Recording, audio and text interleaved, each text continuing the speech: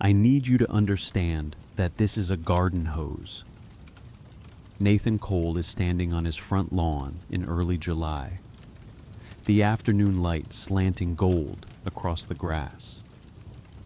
And the man he is speaking to is already deciding whether to believe him. The man's name is Grant Decker. He is a sheriff's deputy with 12 years on the job and a configuration of certainty that has been earned through a long career of encountering things that confirmed what he already knew. Nathan is wearing a light blue button-down shirt with the sleeves rolled to the elbow, khaki shorts, and gardening shoes that are still visibly new. He is holding a hose in his right hand. Water is running from the nozzle in a soft arc onto a cluster of hydrangeas, deep blue blooms, nearly spent but still full. Their petals edged with the faint beginning of brown that comes in July when the heat starts settling into the bones of things. I've been watering these for 6 weeks, Nathan says. They're particular about timing, morning and evening, never at midday. The blue ones need acidic soil, and this neighborhood has alkaline water, so I adjust the pH with sulfur in the spring. Decker is standing on the sidewalk. He has not stepped onto the property. His patrol car is parked at the curb with the engine running, which is a small thing, but Nathan notes it. The significance will become clear later. "Can I help you with something?" Nathan asks. Decker does not answer immediately. He's running a calculation.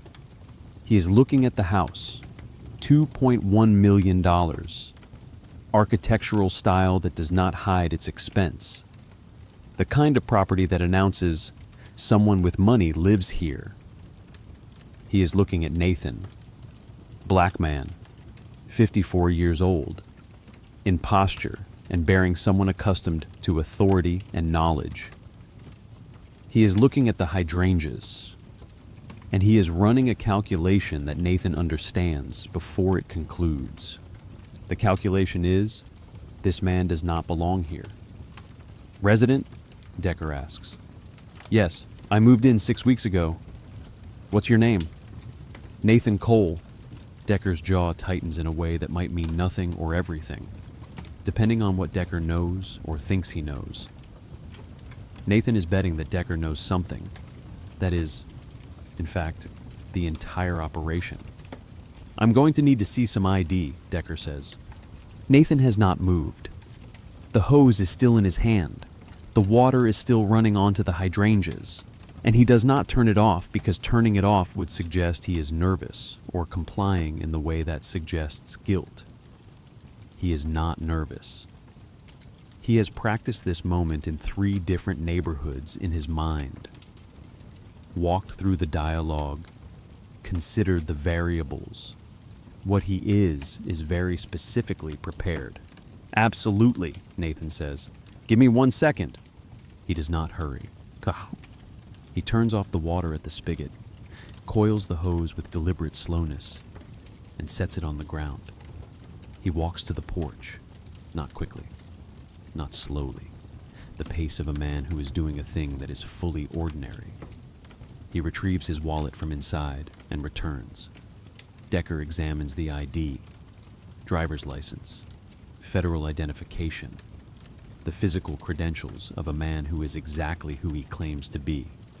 What the ID does not say is that Nathan Cole is the regional director of the Department of Justice Civil Rights Division for the Mid-Atlantic region. What the ID does not say is that the DOJ has been investigating Sycamore County Sheriff's Department for 22 months. What the ID does not say is that Nathan volunteered to become the person living in this house specifically because he knows what men like Decker do when they see what Decker is seeing right now. Decker hands back the ID.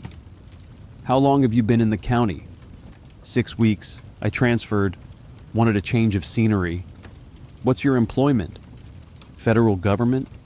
Decker's right hand has moved fractionally closer to his belt. Nathan notes this. The calculation is proceeding. That's pretty vague. "Civil service," Nathan says. And then, because precision matters in these moments, Administrative work. Nothing exciting. You on the job? I am. Decker processes this, a federal employee, which could mean anything, which could mean nothing, which, in Decker's worldview, means something about the category of people he is trained to question. I got a report of possible harassment, Decker says. In this neighborhood, new residents reporting intimidation. This is the moment. Nathan has rehearsed for this moment. The lie is beautiful in its construction because it is built on a foundation of truth. There is a neighborhood being targeted. There are new residents. There is intimidation. What is false is the framing, the suggestion that Nathan is calling to report something rather than the suggestion that Decker is here because the neighborhood is being squeezed. And Decker's job, among other things, is to participate in that squeezing. I haven't experienced anything, Nathan says. You're sure? I'm sure. Decker looks at the hydrangeas again. They are very blue. They are very present. They are, from where Nathan stands, the most important things in his visual field right now, though he does not look at them. He lets Decker look. Well, Decker says, and the word has a specific weight to it. If anything changes, you let us know. I will. Decker walks back to his cruiser. He does not turn on the lights. He does not rush. He leaves the way he arrived, the way a man leaves a place when he has made a decision but has not yet acted on it, because the acting comes later, when the decision has had time to calcify into something that feels inevitable. Nathan stands on the lawn until the cruiser is gone. Then he picks up the hose again and turns the water back on. The hydrangeas drink it in. Nathan Cole has spent 31 years in federal law enforcement, which is 31 years longer than most people would survive if they understood what the job actually requires. It requires the specific ability to see how things are built, to understand the architecture of how a system operates, and then to be willing to dismantle it piece by piece. Knowing that almost everything built into a system has been built that way intentionally, and by people who are counting on the system to remain intact. Before the DOJ, he was an assistant United States attorney. Before that, a public defender in Baltimore for 4 years, a job that taught him what the inside of the system looked like from the perspective of people the system had already decided to break.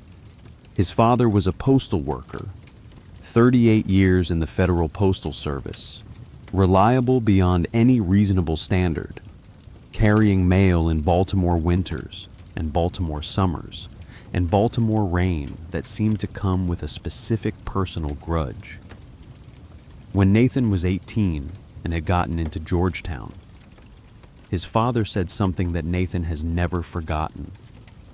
The system needs people on the inside who know what the outside looks like. Nathan became that person.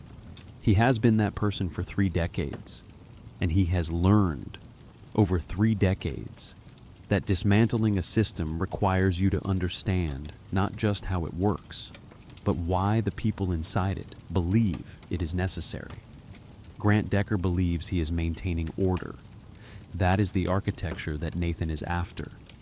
But the immediate reason Nathan volunteered to move to 412 Sycamore Drive is not administrative or theoretical or even professional in the sense that the word would appear on a government form. The immediate reason is that his younger sister Diane, 51 years old, retired elementary school principal, sold her house 18 months ago for 58 cents on the dollar and moved to Richmond and has not slept an unbroken night since. Diane lived 4 blocks from Sycamore Drive. She owned her house. She had paid for it over 11 years with consistent payments and the kind of discipline that comes from someone who believes in the contract implicit in ownership. You pay what you owe. The bank does not interfere. You live in your house. She had 2 grandchildren who visited on weekends. She had a garden. She had the specific kind of peace that comes from having built something and having it remain yours. And then a development company called Hargrove Holdings identified her neighborhood as a target, and the sheriff's department, working in coordination with Hargrove Holdings. Though Diane did not know this and would not know it until Nathan explained it to her 18 months later, began to apply pressure in the ways that pressure is applied in places where authority is not questioned. A cruiser parked in front of her house at 2 a.m. The lights silent. A citation for an overgrown lawn when the lawn was not overgrown. A follow-up visit about an alleged noise complaint when Diane had not made a sound. An officer who stopped her in her driveway on a Tuesday morning and asked her, in front of her grandchildren, where she was really going in the tone that suggests the answer matters to the government. 5 months of this specific architecture of intimidation. 5 months of the message being delivered not in words, but in the constant presence of people with authority, suggesting that Diane's occupancy was subject to review. She sold in March. She accepted an offer that was 42% below market value. The man who bought the house immediately sold it to a contractor, who immediately began renovation to flip it into a $3.8 million property that would be marketed to a very specific demographic. Diane moved to Richmond. She got a job as a consultant with a private education firm. She does not drive past her old neighborhood anymore. She does not sleep through the night. Nathan filed the paperwork to become the DOJ operations monitor for the Sycamore County investigation 3 months after Diane moved. His supervisor asked him twice, "Do you have a conflict of interest here?" He said no, which was technically true. A conflict of interest would be if he wanted to prosecute this case for personal reasons. What Nathan wanted was to dismantle the machine that had broken his sister. Those are different things, though not in ways that anyone in the agency would accept if they knew about it.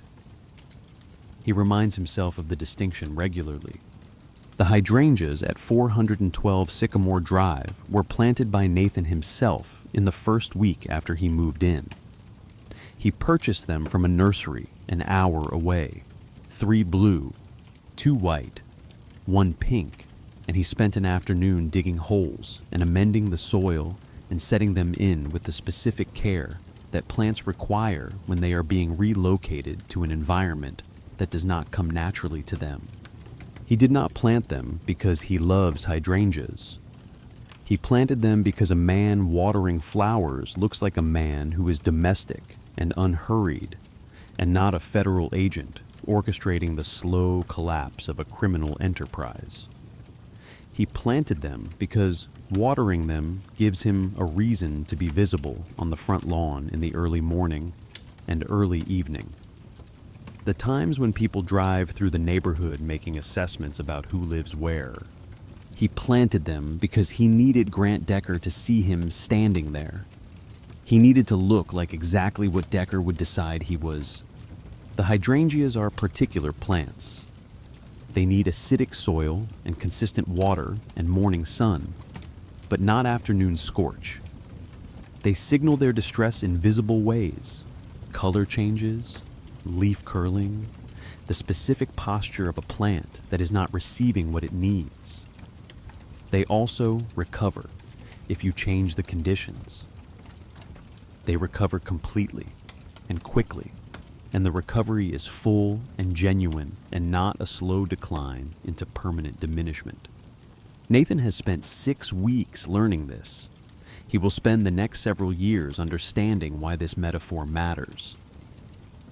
On the evening of the day Decker drives past for the first time, Nathan makes dinner alone in his kitchen: grilled chicken, roasted vegetables, a glass of water. He eats at his counter. He washes the plate. He retrieves his laptop from his briefcase and opens a secure folder where he has been keeping 17 months of investigation files. The folder is labeled Sycamore County pattern. Inside are incident reports, financial records, property transfers, testimonies from 7 families who sold below market value and moved out of the county. Inside are the specific patterns that emerge when you understand what you are looking for. He reads through Gloria Reyes's file. Gloria and her husband Samuel bought their house in Oakfield Estates 5 years ago. Samuel is a contractor. Gloria teaches high school English. They have 2 children. The harassment began when they moved in, not immediately, but within 2 months. A code enforcement citation for a driveway crack, a follow-up welfare check, multiple traffic stops within a 3-mile radius of their home. By month 4, Samuel had started documenting the cruisers. By month 6, Gloria stopped inviting her parents to the house because she did not want them to see what her neighborhood had become. They did not sell. This will prove significant. Gloria refused to sell, and Samuel supported her refusal. And the pressure campaign continued, but did not escalate to the point where it became criminal in ways that anyone outside the situation would recognize as criminal. Nathan closes the laptop. He looks out the window at the hydrangeas, which are visible in the porch light. Their blue blooms almost black in the darkness. He thinks about Diane's voice on the phone the day she called to tell him she had accepted the offer. She did not cry. She sounded tired in a way that was worse than crying. I just want to be done with it. Nathan, as though the house were the problem, as though the people who made it unlivable were not the people he should be thinking about. He reminds himself, the work is to create the conditions for the right choices to be available. The right choice is not available to Grant Decker yet, but Nathan is building the conditions where it will be.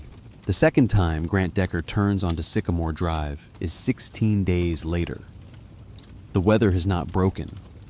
The heat has intensified. It is the kind of July heat that makes everything feel personal and deliberate, as though the sun is targeting specifically you and your willingness to endure. Nathan is watering the hydrangeas again. This is the second routine he has established: morning watering, evening watering, visible and unhurried, the specific ritual of a man who cares for growing things. The hydrangeas are blooming harder now. The heat has made them more vibrant, the blue deeper, the white edges more pronounced. They are, in their way, thriving. Decker parks behind Nathan's car this time. He does not run the engine. He gets out and walks toward Nathan with the specific gait of a man who has already decided what is going to happen. "Mr. Cole," he says. The use of the name, the formal acknowledgement, is significant. It means Decker has looked into him. It means Decker has made a judgment based on whatever he found. "Officer Decker," Nathan says. He knows the name. Of course he knows the name. He has Decker's personnel file, his history, his psychological profile, his financial records. The DOJ has been watching Decker for 16 months. "I need to talk to you about your property," Decker says. "What about it?" "Neighbors have made complaints." This is a lie, or at least a reconstruction of the truth so specific that it functions as a lie. There have been no complaints from neighbors. What there has been is a directive from Sergeant Briggs, passed to Decker, to do a wellness check on the new resident at 412 Sycamore Drive. Decker understands this directive in the way he understands all such directives, as instructions to apply pressure, to test the boundaries, to determine whether this new resident belongs to the category of people who can be made to leave. "What kind of complaints?" Nathan asks. "Noise, late-night activity, questions about what you're doing here?" The heat is extraordinary. It is 97 degrees. According to the app on Nathan's phone, and it is 2:47 p.m. on a Saturday afternoon. The neighborhood is quiet in the way neighborhoods become quiet in extreme heat. People have retreated indoors, into the climate-controlled spaces where the air is tolerable and the outside world is managed through windows. Nathan sets down the hose. He does not coil it. He lets it lie on the grass, water still trickling from the nozzle, soaking into the base of the hydrangeas. The gesture is important. It communicates, I am not in a hurry to do what you want me to do. Officer Decker, I work in the federal government. I'm a civil servant. I keep regular hours. I don't have late-night activity. What department? Department of Justice. This is true. It is also incomplete. Nathan has learned that the most effective partial truths are the ones that contain complete factual accuracy, while omitting the specific facts that would change everything. Decker's jaw tightens. What's your position? Administrative, Nathan says. I oversee compliance issues for the region. This is true. It is not a lie. It is a description of his work that is factually accurate and thoroughly misleading. I'm going to need to come inside and take a look around. No, Nathan says. And then, because precision matters. Not without a warrant, Decker stares at him. The stare is the first moment of genuine confrontation. This is the moment when Decker is supposed to back down, or Decker is supposed to push forward, and Decker is calculating which response will be more effective. Decker has been doing this calculation for 12 years. He has been rewarded for pushing forward in similar situations. I can get a warrant, Decker says. Then get a warrant, Nathan says. Until you do, I need you off my property. Decker does not leave immediately. He stands there. The heat visible around him in the way heat becomes visible when someone is very angry or very afraid. Nathan is betting that Decker is angry. Angry is better. Angry makes mistakes. You know, Decker says, you're not going to fit in around here. I don't need to fit in, Nathan says. I need to live here. Decker walks back to his cruiser. This time, he does turn on the lights. A short blast of the siren. The specific gesture of a man asserting authority in a situation where his authority is not working the way he expected it to work. He leaves. Nathan picks up the hose again. The water continues to flow. The hydrangeas continue to drink. The next communication comes at 11:47 p.m. on a Thursday, which is a time that has been specifically chosen to be disruptive. Nathan is in bed. He has been asleep for approximately 90 minutes. The phone call is from the landline number of the Sycamore County Sheriff's Department dispatch, and the message is that there has been a report of suspicious activity at his address, and would he please come to the front door to discuss the matter with the responding officer. Nathan does not get out of bed immediately. He lies there in the darkness, considering the signal that is being sent. The signal is, we can reach you at any time. We can interrupt your sleep. We can suggest that you are suspect in your own house. We can do this repeatedly without consequence. Because this is what the machine does. He gets up. He puts on a t-shirt and shorts. He goes to the front door. Grant Decker is standing on the porch. Behind him is another cruiser, this one with its lights off. It is 11:52 p.m. What's the problem? Nathan asks. We had a report of some suspicious characters in the area, Decker says. Wanted to check on you, make sure you're safe. This is the harassment protocol. This is how it works. Not direct intimidation, but the careful suggestion that Nathan's safety is in question, that his neighborhood is unstable, that his occupancy is conditional on things beyond his control. Nathan understands the architecture completely. I'm fine, Nathan says. I was asleep. Well, we're checking on some things in the area. I'll be in the neighborhood for a while if you see anything suspicious. I won't, Nathan says. He closes the door. He does not go back to bed. He sits at his kitchen counter and sends a secure message to the team at FBI field office that has been working the case in parallel with the DOJ. Second provocation. Escalating timeline. Trigger likely within 72 hours. The trigger comes on Saturday afternoon, which is 52 hours later. The heat has not broken. It is still 96 degrees at 3:15 p.m. when Nathan comes out to water the hydrangeas. He has planned this moment in 47 different ways. He has rehearsed the dialogue, the positioning, the specific sequence of actions that will force Decker into the corner where Decker will be forced to make a choice that will be illegal and undeniable and captured on the 3 surveillance cameras that Nathan installed in the house and the 2 additional cameras that the FBI installed from the house across the street. He is wearing a light blue button-down shirt with the sleeves rolled up. He is holding the hose.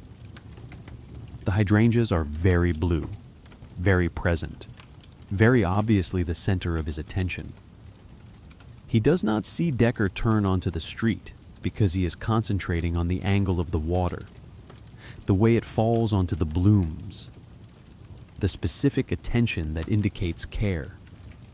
But he hears the cruiser accelerate, and he hears it stop, and he hears the door open.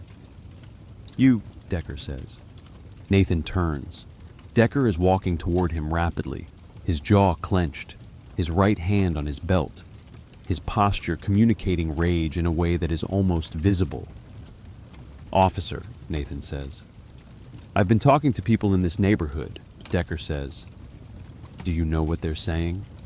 Nathan does not answer. The silence is important. It communicates that he is not going to defend himself preemptively. It communicates that he is going to let Decker speak. Let Decker build the wall that he is about to crash through. They're saying, "You don't belong here," Decker says. "They're saying you bought into this neighborhood under false pretenses. They're saying the whole neighborhood is concerned about property values and their families and what this is going to do to everything they've built." Nathan still does not speak. "Put down the hose," Decker says. "No," Nathan says. This is the moment.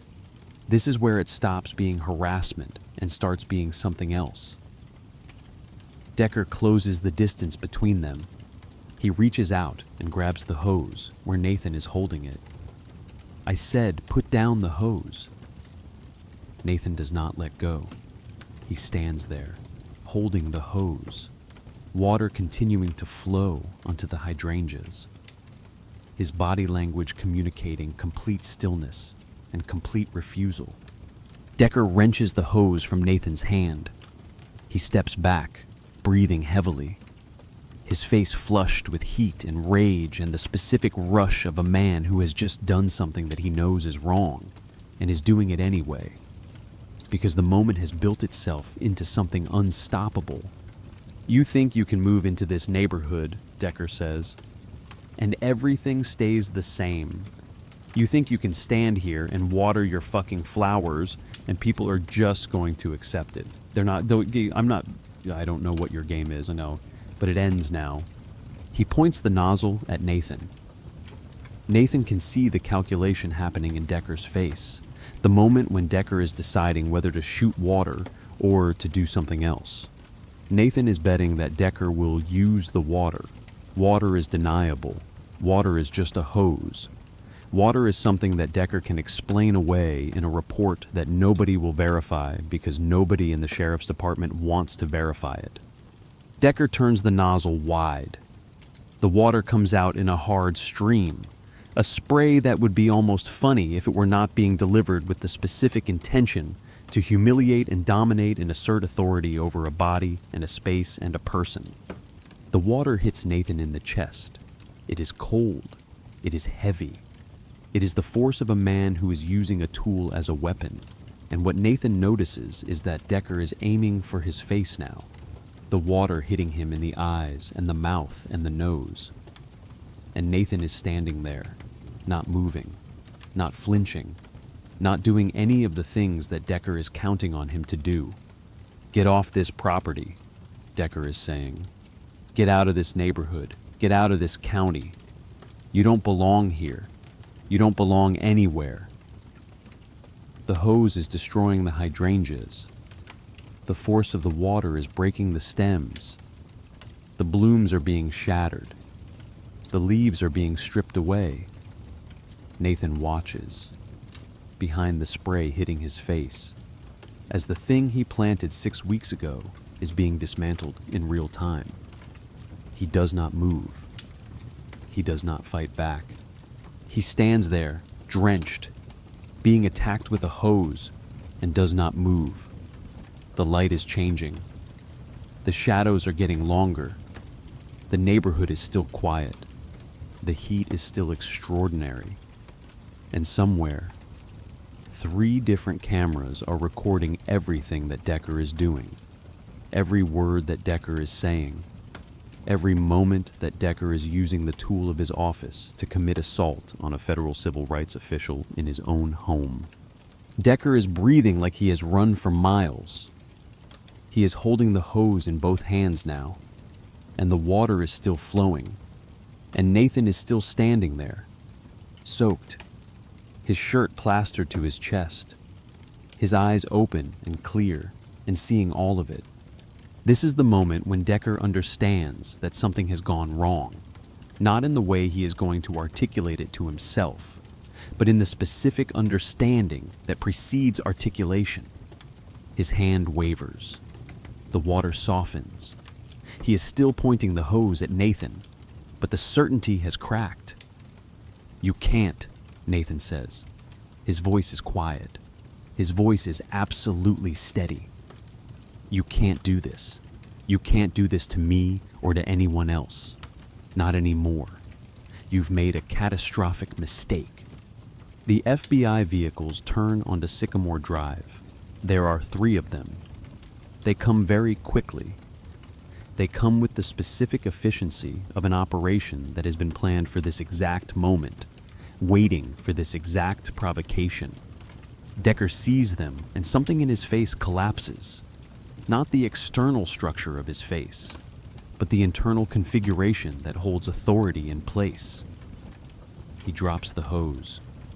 It falls to the ground, water still running from it, soaking the dead hydrangeas and the muddy earth and the space where Nathan's home should be a simple thing, but is not. The FBI agents are out of the vehicles now. They are telling Decker to step away from Nathan. They are reading him his rights. They are treating the moment with the specific solemnity of a legal proceeding that has been very carefully constructed and has now become irreversible. Nathan stands there, dripping, watching Grant Decker's entire worldview collapse in real time as he understands what has happened. He has been recorded. He has committed assault in front of federal witnesses. He has done the one thing that the organization he works for absolutely cannot tolerate, which is to attract this specific kind of attention from this specific kind of federal agency. Decker falls to his knees in the puddle. The water is running around him. His hands are in the mud. He is not resisting. He is not fighting. He is asking for mercy in a way that is not spoken, but is communicated through his posture and the specific collapse of his physical authority. "Please," he says. His voice is barely audible. "Please, I didn't know. I didn't know what I was doing." But he did know. That is the thing that Nathan understands in this moment. Looking down at a man on his knees in the mud, asking for forgiveness for something that he has been doing for 8 years without any thought that it might be wrong. He knew, he simply did not know that anyone was paying attention.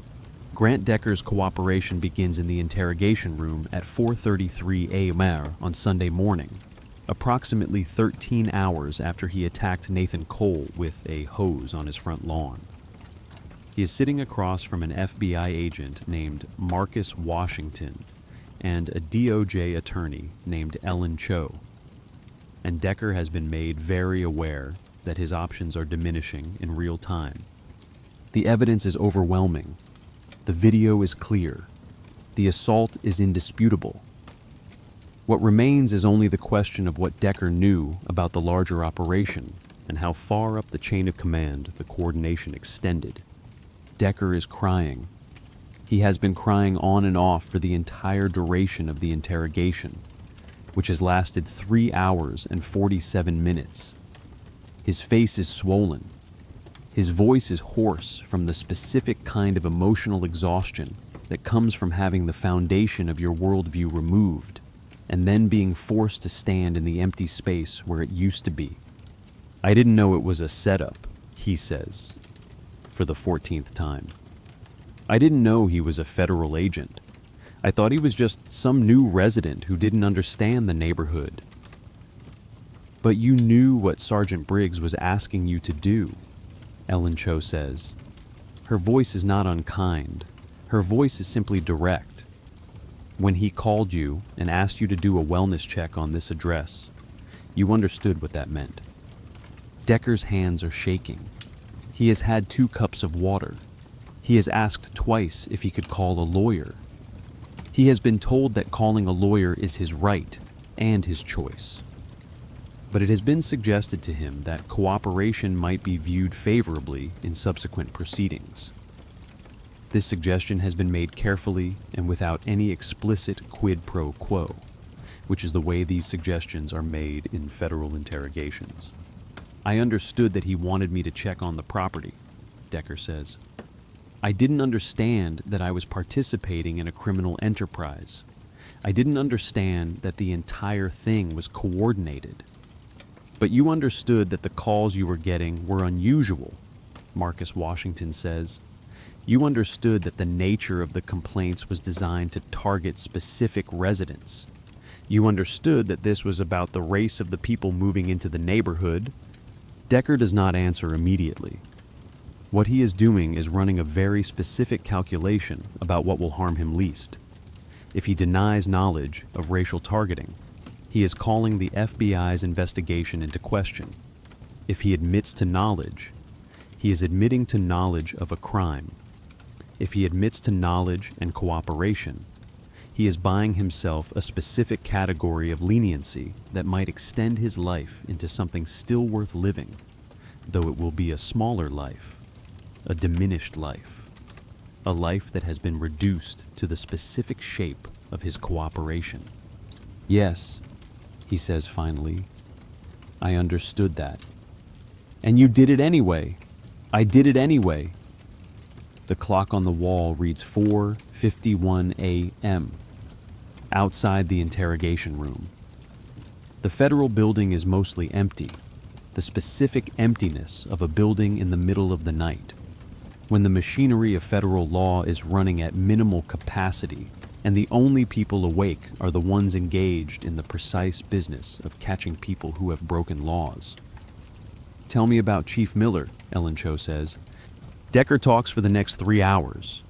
He talks about the calls that come from Sergeant Briggs, always framed as wellness checks, always on properties that have been flagged by someone higher up the chain. He talks about the pattern that emerged over time, that the flagged properties were always in the expensive neighborhoods, always the properties where minority families had recently moved in, always the properties that were in the crosshairs of Hargrove Holdings' acquisition strategy.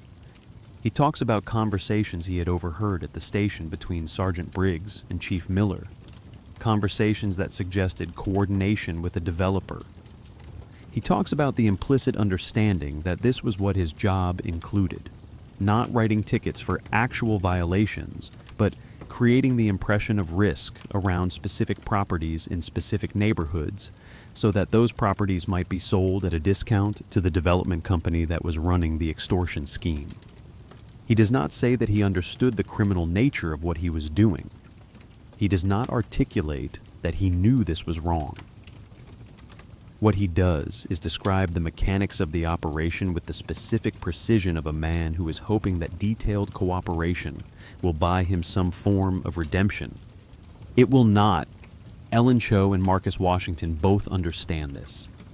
Cooperation buys Decker a specific outcome: reduced prison time, a possibility of parole, the structural ability to rebuild some kind of life after federal incarceration.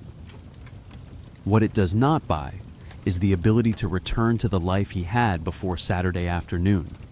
His badge is gone. His job is gone. His identity as a sheriff's deputy, which was structured around the very authority that he has just abused, is gone. What remains is a man who is cooperating because cooperation is the only option that does not lead immediately to maximum prison time and permanent destruction. The phone call comes at 3:16 p.m. on Sunday afternoon. Chief Raymond Miller is in his office at the Sycamore County Sheriff's Department. He is sitting behind his desk with his hands flat on the surface, the way he has been sitting for the past 14 hours. Since the FBI came for Grant Decker and the full scope of the investigation became clear, Miller is not a stupid man. Miller is, in fact, more intelligent than Grant Decker, more intelligent than Sergeant Briggs, more intelligent than Marcus Hargrove, who is the developer at the center of the operation. Miller understands that he is caught. Miller understands that the mathematics of the situation have turned. Miller understands that what remains is only the question of how quickly the collapse will be complete and whether he can negotiate anything remotely approaching a deal. He calls Marcus Hargrove on his personal cell phone. This phone is not registered to the sheriff's department. This phone is theoretically private. What Miller does not know is that the DOJ has had a warrant on this phone for 187 days, and every call that goes through it is being recorded by a federal system that was established specifically for the purpose of building the case that is now being closed. Marcus, Miller says, we have a situation. I know we have a situation, Hargrove says. He is on a golf course in another county, and the golf course is very expensive, and the weather is perfect, and Hargrove is entirely unaware that his life is in the process of being dismantled by a federal apparatus that has had him under observation for 22 months. The Decker incident, Miller says. The federal setup. I think the entire operation is compromised. There is a silence. The silence is the moment when Hargrove understands that the golf game is over. The silence is the moment when the mathematics of the situation becomes clear. How compromised? Hargrove asks. Completely, Miller says.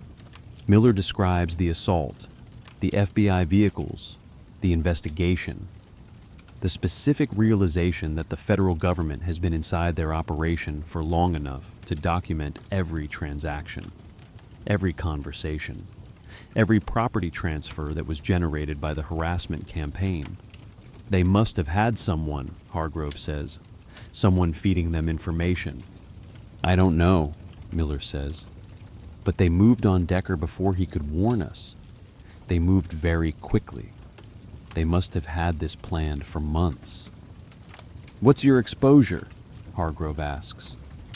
Maximum, Miller says. I know it. I'm already calculating the numbers. I'm going to cooperate. I don't have any choice.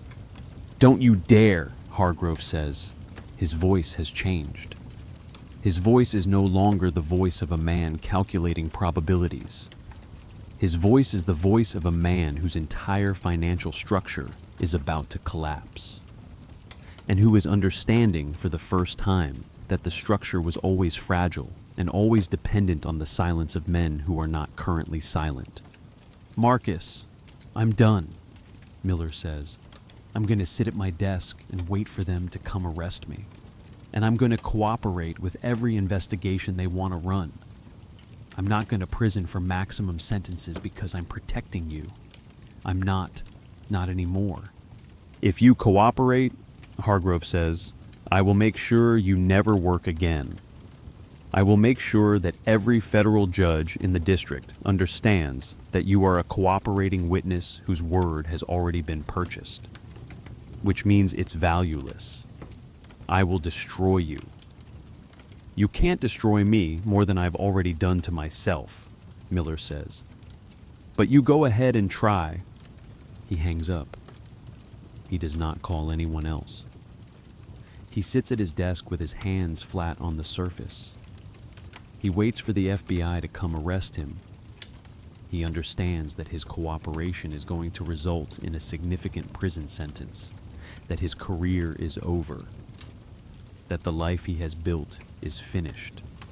But he also understands something that Grant Decker is only beginning to understand, that the machinery of evasion is exhausting, and that there is a specific kind of peace in simply stopping, in simply admitting that you participated in something wrong, and that you are going to accept the consequences of that participation. It is not redemption. It is not forgiveness. It is simply the end of the pretense that you were something other than what you were. The consent decree is signed on March 14th, the following spring, and it runs for 3 years, and it is comprehensive in a way that ordinarily describes what a government institution must do when it has been operating illegally for long enough that comprehensive change is the only possible remedy. The Sycamore County Sheriff's Department is required to hire 32 new deputies from outside the county, selected by a federal monitor who will serve in that capacity for the duration of the consent decree.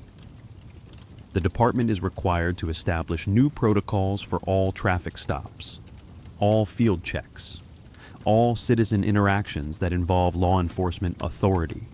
The department is required to install body cameras on every deputy, and the footage is required to be reviewed quarterly by a federal oversight committee. Chief Raymond Miller is sentenced to 41 months in federal prison. Sergeant Briggs is sentenced to 36 months. Grant Decker, because of his cooperation, receives a sentence of 27 months, which will be served at a federal facility in West Virginia, where he will have the specific experience of being an inmate in the criminal justice system that he has spent 12 years administering. Marcus Hargrove is arrested in his home in Philadelphia on money laundering charges, wire fraud charges, and conspiracy charges related to the coordination of property harassment with the Sheriff's Department. His company, Hargrove Holdings, is seized by federal authorities. His assets are frozen. 43 families, every family that was targeted and documented in the investigation, will be made whole through restitution payments that will come from the forfeiture of Hargrove's financial accounts and property holdings. The restitution is not going to make Diane Cole's 18 months unlivable. The restitution is not going to return the elementary school principal who had lived in her house, who had garden parties for her neighbors, who had built a life and then had it taken from her by a machine that was specifically designed to break her. But the restitution will help. The money will be real. The money will be returned. And there is something in that, not redemption, not justice in any complete sense, but something approaching accountability that has not existed in this system before now. Gloria Reyes receives the first phone call on a Wednesday afternoon in late February. She is grading papers at her desk in a high school English classroom in Sycamore County when her phone buzzes with a call from an unknown number. She does not answer immediately. She finishes the sentence she is reading, sets down the student's essay, and then takes the call in the hallway outside her classroom. Mrs. Reyes? The voice is a woman, professional, clear. This is Ellen Cho from the Department of Justice. We're working on an investigation into practices at the Sycamore County Sheriff's Department, and we would like to talk to you about your experiences in your neighborhood. Gloria's hand tightens on the phone. Her experiences in her neighborhood. The phrase is almost painfully specific, which means they know something. which means what Gloria has been carrying privately is about to be excavated and examined by people in federal buildings who have the specific authority to do something about it. Yes, Gloria says. Her voice is steady, but her hand is not. I'll talk to you. They set up a meeting for the following day. Gloria drives to the federal building in the next county, and she sits across from Ellen Cho and a federal agent named Marcus Washington. And she begins to describe what 9 months of targeted harassment feels like when it is happening to you and your family in your neighborhood and in your home. She describes the code enforcement visits. She describes the traffic stops, 5 in a 6-week period, all of them on roads within 3 miles of her house, all of them resulting in warnings for infractions that the officers explained were violations and then did not write up. She describes the wellness check at midnight, the officer asking to come inside the house, the conversation with Samuel in the driveway while the cruiser was still parked in front of their house, lights off, just sitting there. She describes the cumulative effect, the way that Gloria stopped parking in her driveway, the way that Samuel started checking the mirrors obsessively when he was driving, the way that their daughter, who was 8 years old at the beginning of the harassment, started asking why there were police cars near their house so much. She describes what it feels like when authority stops being a thing that you trust and becomes a thing that you calculate around, that you worry about, that you are always on guard against. Why didn't you sell? Ellen Cho asks. It is not an accusation. It is a genuine question. Because I refused, Gloria says. Because I was not going to let anyone push me out of my own house. Because I have a right to live in a house that I can afford and that I like. And nobody gets to take that away from me because of what I look like. Ellen makes a note. Marcus Washington does not write anything down. He is listening. He is understanding. He is one of the men who is building the case that will close this machine. We are going to need you to testify, Ellen Cho says. At some point, when this goes to trial, are you willing to do that? Yes, Gloria says. I'm willing. Samuel Reyes is working on a job site when the FBI agent finds him. He is framing a wall, and his hands are in the middle of a movement that he will not complete because the agent is approaching, and because Samuel understands immediately what this means, that federal law enforcement is at his place of work, which means something has happened, which means the nightmare that he and Gloria have been living in for 9 months is about to change in some irreversible way. The agent explains the investigation. The agent explains that Samuel's neighborhood has been targeted. The agent explains that what happened to Samuel and Gloria is part of a documented pattern. The agent explains that the federal government is building a case against the people who were responsible. Samuel's hands are still holding the nail gun. His hands are very still. His voice is very steady. Who did this? He asks. The sheriff's department, in coordination with a real estate developer. The agent explains. We're still building the case, but we have evidence of coordination. We have evidence of intent, and we have evidence of the pattern across 43 separate properties. Samuel does not feel relieved. He does not feel vindicated. What he feels is a kind of cold understanding that what he has been living with, the sense that he was somehow responsible for what happened, that he should have seen it coming, that he should have protected his family better, is not something he failed to prevent. It is something that was done to him. It is something that was done deliberately. It is something that has a cause and a structure and a chain of command. I'll testify, Samuel says. Whatever you need, I'll testify. The day that Gloria calls Nathan Cole is a Tuesday afternoon in March, which is 4 days before the consent decree is signed. They have never met in person. Gloria has seen Nathan only in the photographs that the DOJ provided to the families as context. Pictures of Nathan at the federal building. Nathan receiving his assignment. Nathan standing on his front lawn looking at the destroyed hydrangeas. "I wanted to call you," Gloria says. Samuel is in the other room. She has asked him for privacy for this call. "I wanted to thank you. I wanted to tell you that I know what you did. I know that you volunteered to be the person who would trigger the investigation. I know that you made yourself the target so that they would have to prove everything, so that we would have documentation, so that there would be a trial and a record and a basis for the consent decree." Nathan is at his desk in his office at the federal building. He is reviewing case files. He is always reviewing case files. He is a man who does not stop working because the work is never finished. "Mrs. Reyes," Nathan says, "I wanted you to know that what happened to you mattered," Gloria says. Her voice is very controlled. Her voice is the voice of a woman who is holding herself together with conscious effort.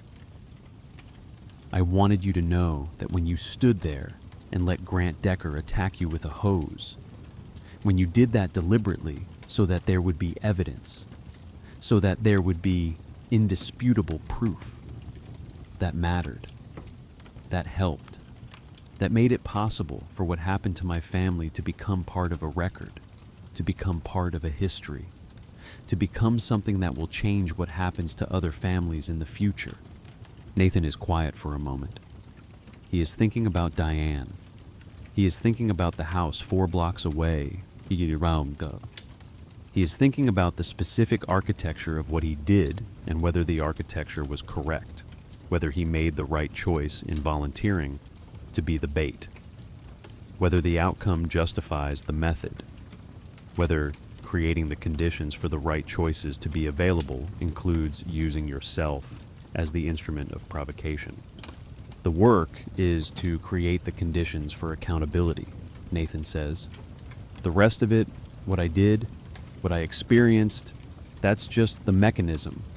What matters is that the families, the people who were actually targeted, the people whose lives were actually disrupted, what matters is that they have a record now, that they have documentation, that they have a basis for restitution and recovery." "I still wanted to thank you," Gloria says. "You're welcome," Nathan says. "But Mrs. Reyes, you don't owe me any gratitude. You did the work. You testified. You provided the emotional center of this case. You and Samuel, both. You are the reason that the jury understood what this was really about. Not property, not development, not policy, but the deliberate decision to make it impossible for specific families to live in specific places because of what those families look like." After Gloria hangs up, Nathan sits at his desk for a long time. He is thinking about the hydrangeas. He is thinking about the way they looked when he planted them.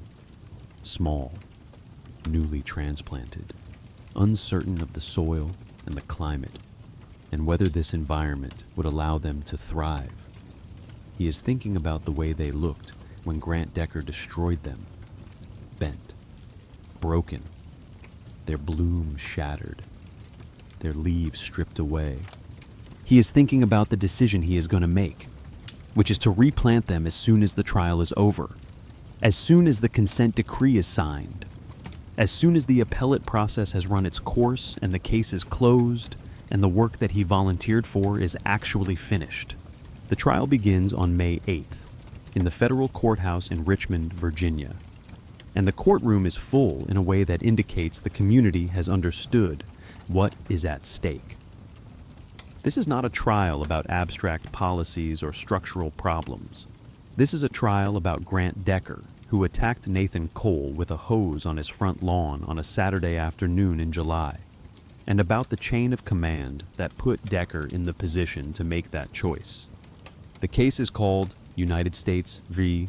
Grant Decker, Raymond Miller, Sergeant Thomas Briggs, and Hargrove Holdings, Inc. Nathan Cole is the first witness to testify for the prosecution. He walks through the events of Saturday afternoon, July 14th, in careful detail. He describes the previous interactions with Decker. He describes the call at 11:47 p.m. on Thursday. He describes the confrontation on his front lawn, the moment when Decker grabbed the hose, the moment when Decker turned the water on him and began attacking him with the force of the stream. The defense attorney for Decker, a man named Richard Holbrook, who has been assigned by the Federal Public Defender's Office, does not challenge the basic facts. The facts are documented on video. The facts are indisputable. What Richard Holbrook does is attempt to reframe the facts as the understandable reaction of a law enforcement officer to a situation that he believed called for law enforcement response.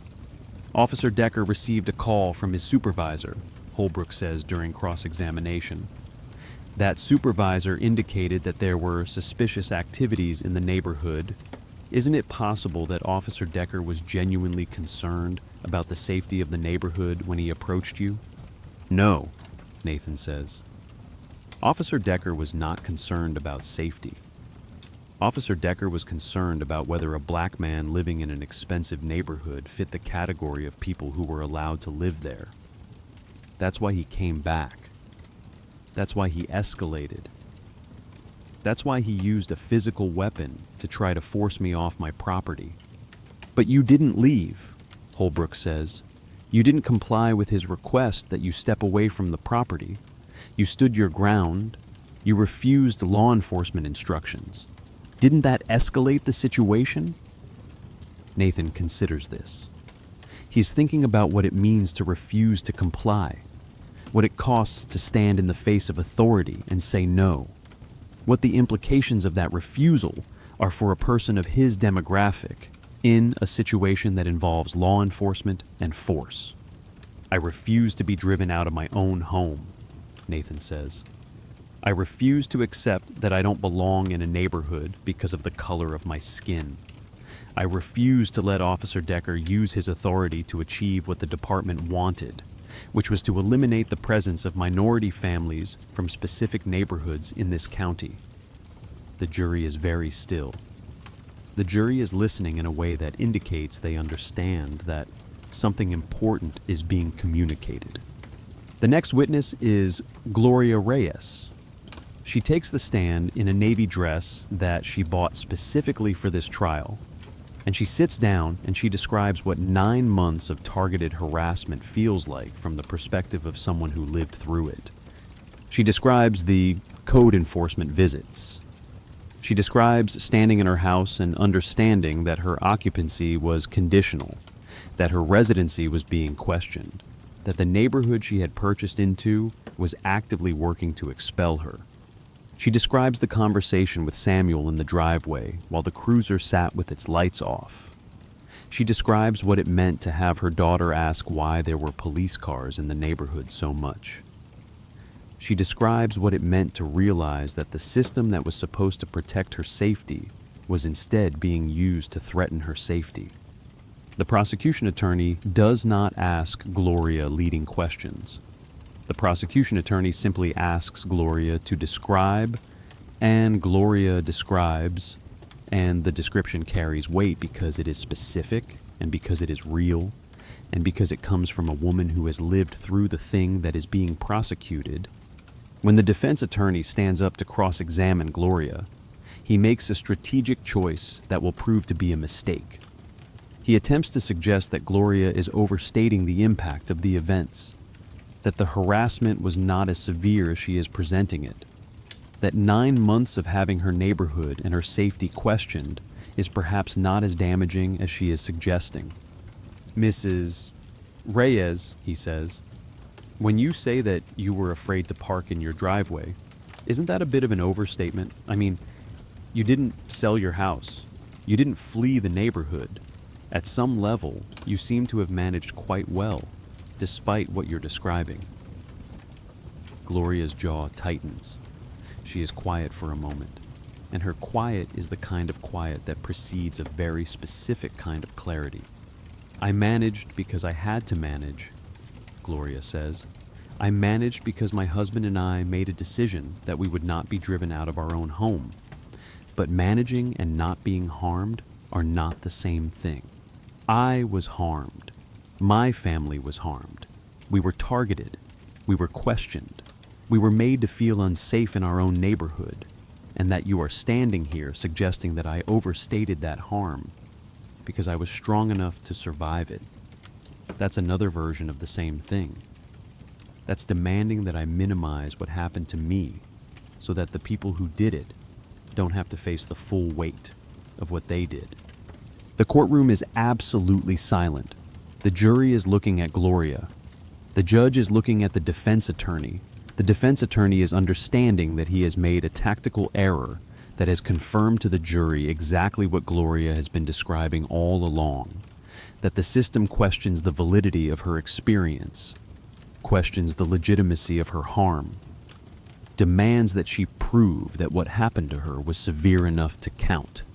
Samuel Reyes takes the stand on the afternoon of the second day of trial. He is wearing a suit that his wife helped him pick out, and he sits down, and the prosecution attorney asks him to describe his experience as a resident of Oakfield Estates during the 9-month period from August to April. Samuel describes the traffic stops. He describes the specific experience of being pulled over on roads that did not have heavy traffic by officers who seemed to be looking for him specifically. He describes the increasing anxiety of getting into his truck, the way his hands would tighten on the steering wheel, the way he would check the mirrors obsessively. He describes the moment that the officer asked him, in his own driveway, where he was really going in front of his daughter. He describes what that question communicates, what it implies, what it does to a man's understanding of his own rights and his own safety. And then the prosecution attorney asks a very specific question. "Mr. Reyes, can you describe what your wife's hands look like when she is anxious about the community and your family's safety?" Samuel's eyes fill with tears. He is quiet for a moment. He is thinking about Gloria. He is thinking about the texture of her hands when she is worried, the specific way her fingers curl, the way she holds her arms. "She holds her hands closed," Samuel says. "Her fists are tight. Her knuckles are white. She looks like someone who is bracing for impact. And I see that. And I see that I did that to her.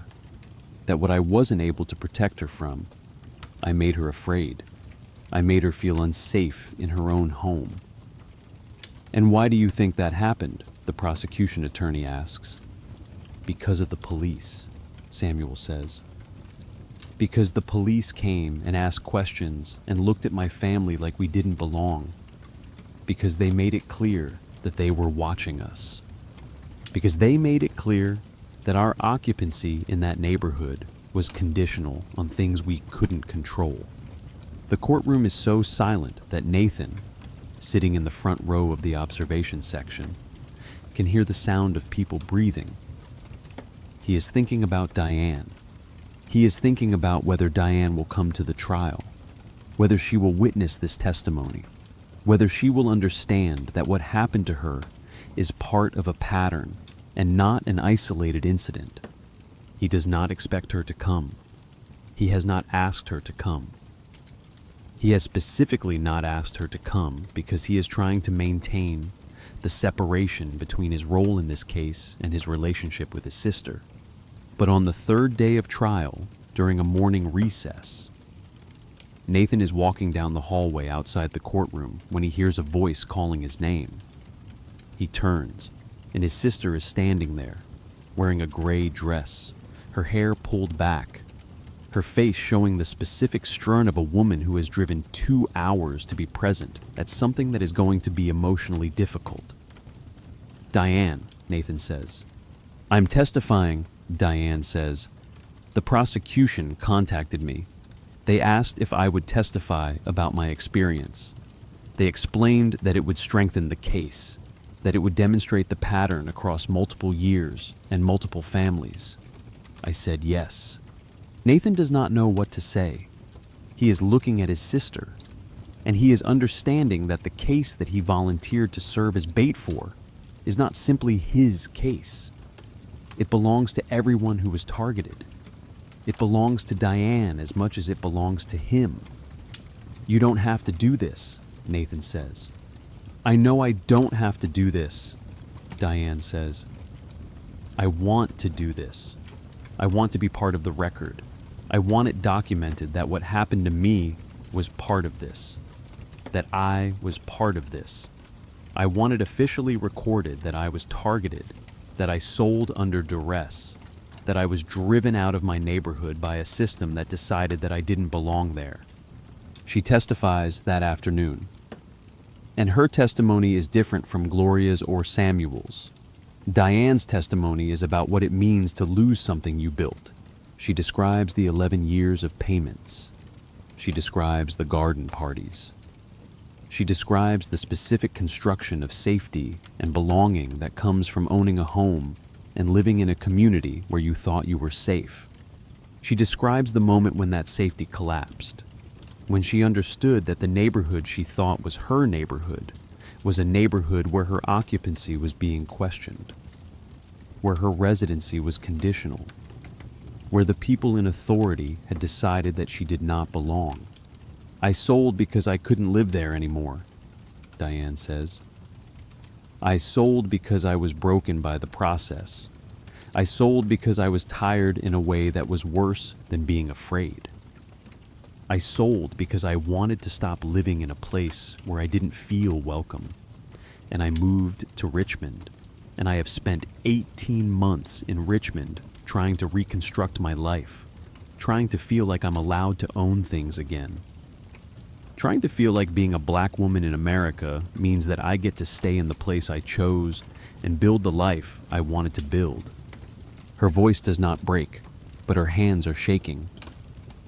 And Nathan, watching from the first row, understands that his sister is carrying something that is going to take longer than 18 months to heal. Grant Decker testifies in his own defense, which is a strategic choice made by his attorney that Decker himself is uncertain about, but has agreed to make. He takes the stand and he tells his story that he was a deputy following orders from his superiors, that he did not understand the larger scheme, that he was simply doing his job, that when he approached Nathan Cole, he was doing so as part of a legitimate wellness check. And when you attacked him with the hose, the prosecution attorney asks. That was a moment of anger, Decker says. That was me losing my temper. That was me doing something wrong in the context of something that I thought was right. I take full responsibility for that moment, but I'm asking the jury to understand that I was a tool in a machine that was much bigger than me. I was following orders. I was doing what my superiors asked me to do. The prosecution attorney stands up for closing arguments. The defendant wants you to understand that he was just a tool, the attorney says. He wants you to believe that he did not have agency, that he was simply following orders, that he is not responsible for his actions because someone else told him to do them. But the truth is that Grant Decker made a choice. He chose to participate in the harassment of minority families. He chose to ignore his conscience when his conscience was telling him that something was wrong. And when Nathan Cole refused to be intimidated, when Nathan Cole stood his ground, Grant Decker chose to escalate. He chose to use a weapon.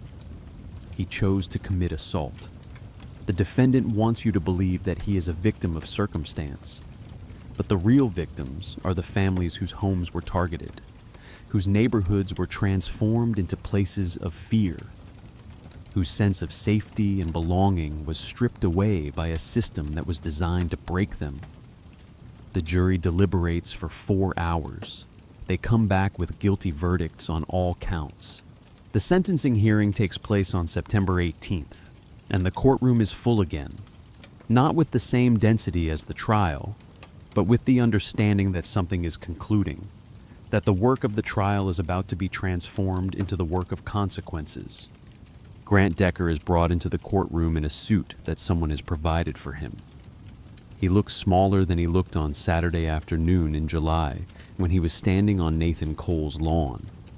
He looks like a man who has been reduced to his actual size by the weight of what he has done and what is about to happen to him. The judge, the Honorable Patricia Alvarez, asks if Decker has anything to say before sentencing is pronounced.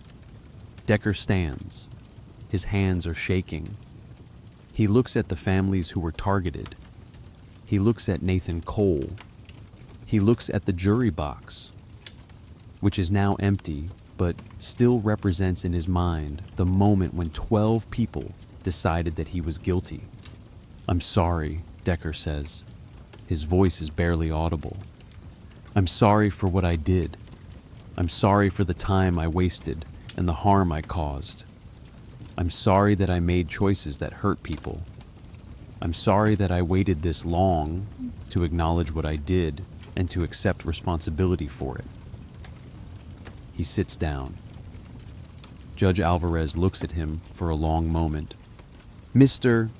Decker," she says, "you have pleaded guilty to federal charges including assault, abuse of authority, and conspiracy to violate civil rights.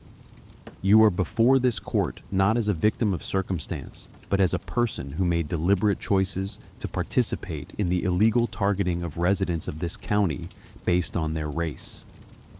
The aggravating factors in your case are numerous and serious.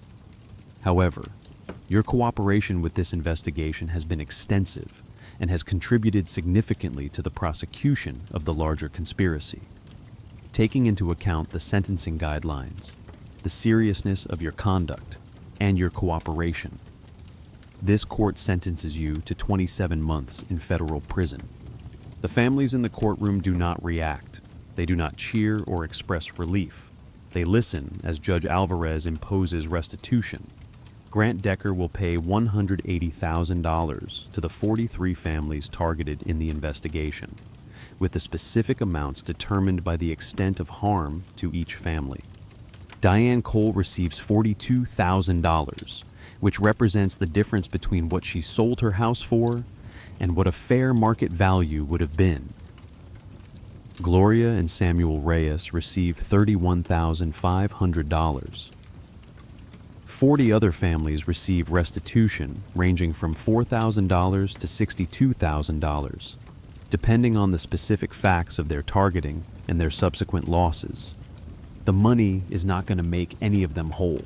The money is not going to return what was lost. The money is not going to restore the sense of safety that was taken from them. But the money is real. The money is concrete. The money is the government acknowledging that what happened to them was wrong and that some level of restoration is possible, even if that restoration is incomplete. Chief Raymond Miller is sentenced to 41 months. Sergeant Thomas Briggs is sentenced to 36 months. Both men receive restitution requirements as well. Both men's pensions are suspended pending the outcome of appellate proceedings. Marcus Hargrove's trial is scheduled for the following year, but Marcus Hargrove is not present at his own trial. Marcus Hargrove is in Panama, where federal extradition procedures are complicated and slow, and where the warm weather and the distance from his former life provide a context in which he is attempting to disappear. He does not succeed. He is extradited after 9 months. He is convicted of money laundering, wire fraud, and conspiracy. He is sentenced to 6 years in federal prison. His company's assets are forfeited. His properties are seized. His bank accounts are frozen. Hargrove Holdings, Inc., which has been operating for 14 years and has displaced over 200 families across 4 different states, ceases to exist. The consent decree that is imposed on the Sycamore County Sheriff's Department is comprehensive. The department is required to hire 32 new deputies from outside the county, selected by a federal monitor. The department is required to implement new protocols for all traffic stops, all welfare checks, all field interactions with residents. The department is required to install body cameras on every single deputy, and the footage is required to be reviewed quarterly by a federal oversight committee. The department is required to establish a civilian review board with power to review complaints and recommend discipline. The department is required to implement annual implicit bias training and quarterly audits of traffic stops to ensure that the pattern of racial targeting has actually ended. The consent decree runs for 3 years, which means that the Sycamore County Sheriff's Department is going to be operating under federal supervision for 3 years. The department is not going to like this. The department is going to resist in small ways and large ways. But the infrastructure for resistance is going to be monitored and documented and addressed. Nathan Cole is appointed as the federal monitor.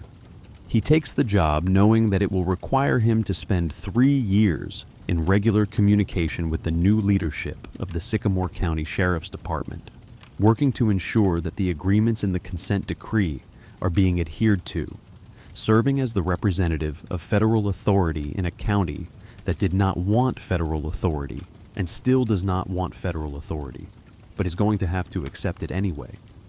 He moves back to Washington, D.C. He vacates the house at 412 Sycamore Drive. On the day that he leaves, he replants the hydrangeas. He digs new holes in the same spots where the original plants were growing. He purchases 3 new blue hydrangeas, 2 white, 1 pink, and he plants them with the same care that he planted the original flowers. He does not explain what he is doing. He simply plants them and waters them and leaves them in the yard for the next owner. On a Saturday afternoon in early May, the following spring, Nathan Cole returns to Sycamore Drive. He is not there in any official capacity. He is there because he received a call from Linda Gable, who lives across the street from 412 Sycamore, and who wanted him to know that the new owners of the house have taken good care of the hydrangeas. He parks on the street and walks up to the house.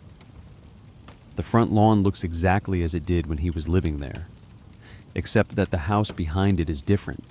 New people, a new family, new presence in the space where Nathan had constructed his trap and waited for Grant Decker to trigger it.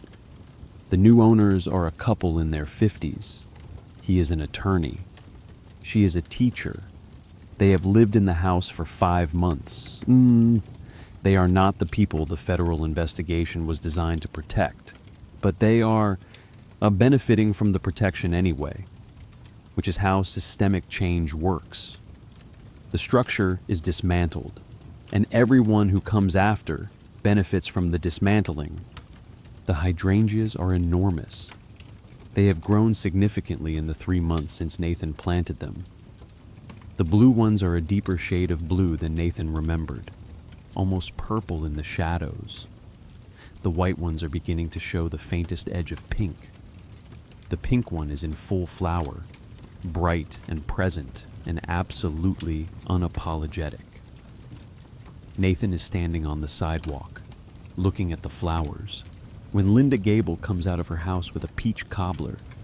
"I made you a cobbler," Linda says. "I heard you were coming. I wasn't sure I would remember you correctly, but I remembered the hydrangeas. I remembered that you planted them very carefully, like you were planning for them to survive, like you knew they were going to matter." Nathan accepts the cobbler. It is still warm. Linda Gable is smiling, and there is a specific quality to her smile that suggests she understands, at some level, what Nathan was doing, though he never told her and she never asked. "How is the neighborhood?" Nathan asks. "Good," Linda says. "The consent decree is working. We have new deputies. The welfare checks have stopped. People don't feel like they're being watched anymore. It's not perfect, but it's better. The feeling that families of color should not be living here, that feeling has been challenged, not eliminated, but challenged. And that's something." Nathan nods. He is thinking about the architecture of change.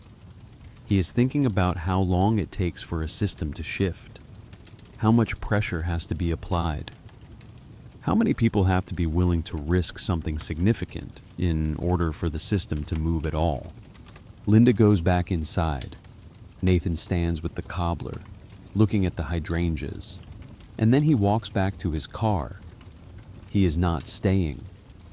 He is not going to go inside the house. He simply wanted to see that what he planted has survived, that what he built, not physically but structurally, has held. Later that day, Nathan calls Diane. They have been in irregular contact since the trial. Longer calls now, easier conversations. Diane is living in Richmond. She has bought a house. She has a garden. She is sleeping through the night most nights. I went back, Nathan says, to Sycamore Drive. The hydrangeas are beautiful. They've grown so much. I'm glad, Diane says. And then, how are you? This is the question that matters.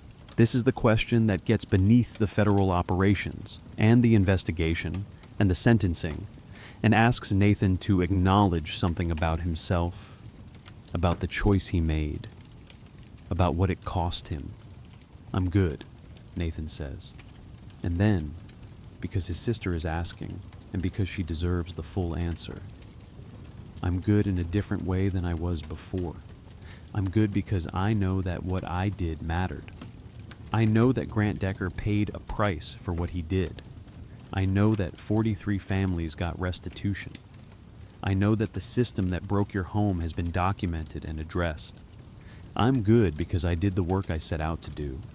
But, Diane says, she is hearing something in his voice that suggests the answer is not complete. But I'm also grieving, Nathan says. I'm grieving because I understand, in a way I didn't before, what it costs people to be targeted, to be questioned, to have their sense of belonging challenged. I'm grieving because I made myself the instrument of that targeting in order to build the case. And I know that my grieving is not equivalent to what Gloria felt, what Samuel felt, what you felt. Because what I experienced was a choice I made. What you experienced was something done to you. But I'm grieving anyway, and I'm going to carry that grief. And I think that's appropriate. I think that's what accountability looks like when you're on the side that gets to make the choices. Diane is quiet for a moment. Nathan, she says, I'm proud of you. I need you to know that. I'm proud of what you did. I'm proud that you turned what happened to me into something that protects other people. I'm proud that you didn't accept the breaking of our family as the end of the story. But I also need you to not carry my burden for me. I need you to let me carry what I carry, and let yourself carry what you carry, and understand that we're both healing, and that healing takes time. Okay, Nathan says. Come in June, Diane says. Bring the woman you're dating if you want. The dahlias will be blooming. How do you know I'm dating someone? Nathan asks. Because you sound like a person who is beginning to believe in the possibility of good things, Diane says. That's a very specific sound. A Saturday afternoon in late June. The specific warmth of a Virginia summer without the oppressive weight of the July heat that set these events in motion a year ago. Nathan Cole stands on his front lawn. Not the lawn at 412 Sycamore Drive, but the lawn at a different house in a different neighborhood. A house that he purchased after he was appointed federal monitor. A house that he is building a life in with a woman named Catherine, who is a clinical psychologist and who understands, without needing extensive explanation, what it means to spend a year dismantling a system from the inside. He is holding a hose. The water is running from the nozzle in a soft arc over a cluster of hydrangeas, deep blue, rich purple, the first pink clusters of the season. He is not thinking about Grant Decker. He is not thinking about the assault. He is not thinking about the investigation or the trial. or the sentencing. He is thinking about the specific reality of water falling on flowers and the flowers drinking it in, and the continuation of simple, ordinary growth. Catherine is inside the house. She is preparing dinner. They are expecting friends, colleagues from Nathan's office, a couple they met at a community event, a family that recently moved to the neighborhood and that Catherine met at a school event. The dinner will be ordinary. The conversation will be ordinary. The evening will be the specific kind of ordinary that Nathan spent 31 years working to create. An evening where people can simply be themselves without the constant calculation of safety and questioning of belonging. A sheriff's cruiser turns onto the street. The fleet was replaced as part of the consent decree. The officer inside is one of the 32 new hires who came on after the purge. Nathan does not know this officer's name.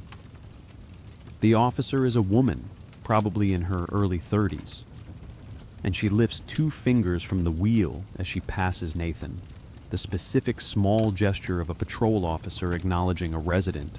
Not a show, not a performance, just, "I see you. You belong here." The cruiser completes the turn and disappears at the end of the block. Nathan finishes watering the hydrangeas. The water arcs and falls.